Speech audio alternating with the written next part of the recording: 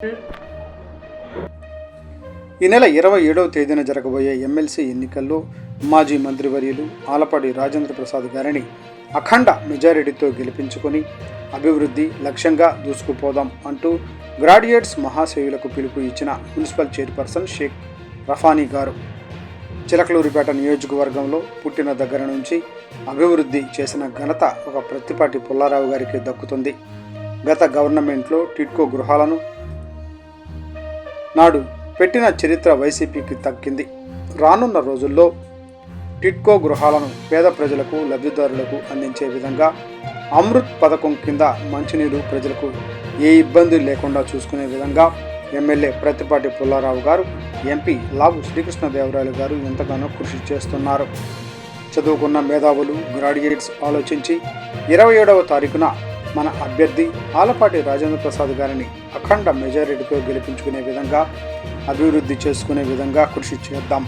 ప్రతి ఒక్క ఓటరుకు నమస్కారాలు తెలియజేస్తూ అఖండ మెజారిటీతో గెలిపించుకునే విధంగా ముందుకు సాగుదాం అంటూ మీడియా సమావేశంలో మాట్లాడిన మున్సిపల్ చైర్పర్సన్ షేక్ రఫానీ గారు, ఆ అమృత్ పథకాన్ని పూర్తి చేయడం కోసం మరి ప్రభుత్వంతో సంప్రదించి వాటి ఫండ్స్ కోసం ప్రయత్నం చేస్తున్నారు.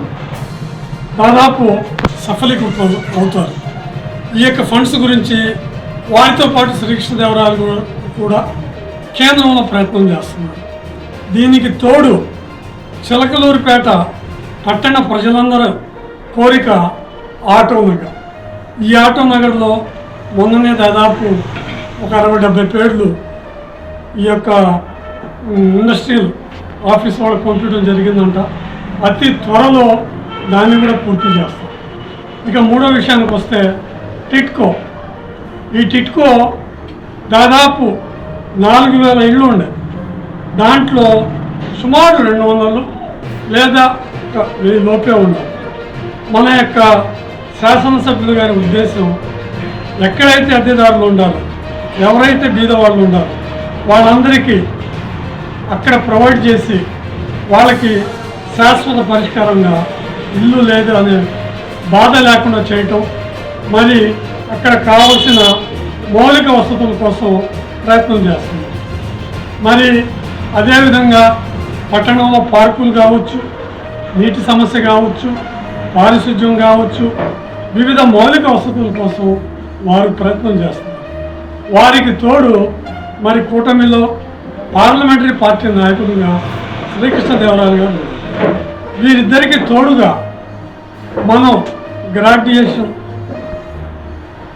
ఓటర్ మహాశయ మీరంతా ఒక్కసారి ఆలోచన చేసి ఇప్పుడు జరగబోయే ఎమ్మెల్సీ ఎన్నికల్లో మన యొక్క ఆలపాటి రాజా గారికి ఓటు వేస్తే ఆయన మాజీ మంత్రివర్యులు, అంతేకాకుండా పూర్తి అవగాహన ఉన్న మనిషి, మన గుంటూరు జిల్లా వాసి, ఆంధ్ర రాష్ట్రంలోనే కాకుండా గుంటూరు జిల్లాలోనే ప్రత్యేక స్థానం సంపాదించుకున్నారు.